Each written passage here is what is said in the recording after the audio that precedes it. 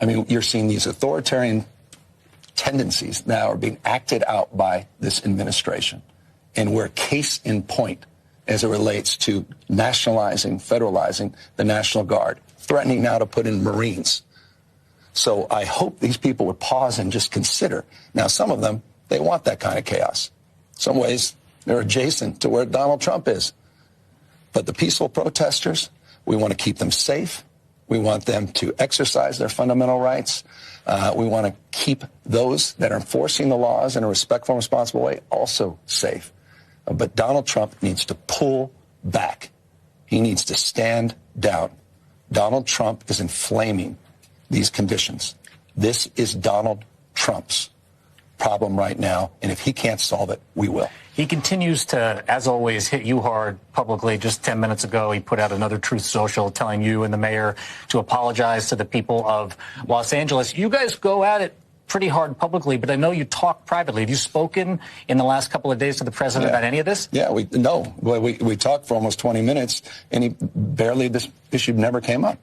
I mean, I kept trying to talk about L.A. He wanted to talk about all these other issues. We had a very decent conversation. When was this? This was late Friday night. I think about 1:30 plus his time. After the protest had started? After the protest, and he never once brought up the National Guard. He's a stone-cold liar. He said he did. Stone-cold liar.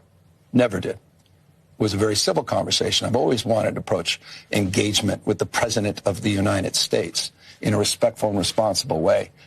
But there's no working with the President. There's only working for him. And I will never work for Donald Trump. Did you mention at all to him in that phone call on Friday night the types of raids that were happening in your state on Friday? You know, there are reports that and video of enforcement operations happening in ways that they haven't traditionally. ICE officers going to Home Depots around Los Angeles and picking off day laborers. Did you bring that up with him? The conversation started with the frame of what's happening in L.A. He immediately pivoted to other interests and other things. Do you think he was aware of what was happening in Los Angeles? I think I'm more than aware. And obviously, he was setting this up to take these additional steps. This was a setup. And I'm not saying he was setting things up. I'm not saying it was a setup.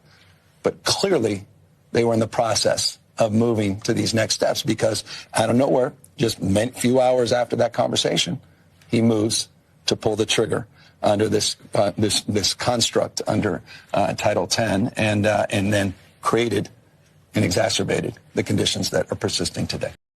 So what you're seeing right now is Gavin Newsom, who is shameless, the governor of California, shameless.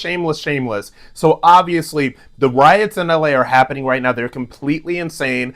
People in LA are throwing rocks on and setting vehicles on fire. These are anti-ICE protests. People are rising up against finally this country basically enforcing the laws against illegal immigration that were not enforced over the past couple of years of Joe Biden. And so now, Gavin Newsom is trying to say that what is going on in LA, the lawlessness that is going on in LA, all of these rioters, all of these protesters, all of this violence, he is trying to pretend as if this is Donald Trump's fault. And this is the crazy thing. And the crazy thing is that there are still people that are dumb enough to believe this. There are still people that are going to listen to Gavin Newsom say that these riots in LA are Donald Trump's fault. And they're going to listen to it. And they're going to believe it. And they're not going to tie this to the lawlessness that has been happening and running rampant in LA for years. The left and Democrats and people like Gavin Newsom have basically egged this on for years and years and years. And it is, to me, not coincidental that this comes around the 5-year mark of the 2020 BLM riots, right? So now what President Trump is saying is that we are not going to tolerate this anymore. We're going to send the National Guard in. We are not going to tolerate lawlessness in our streets. And Gavin Newsom is saying that it is somehow Donald Trump's fault. It is somehow his fault that what is happening in LA right now is happening.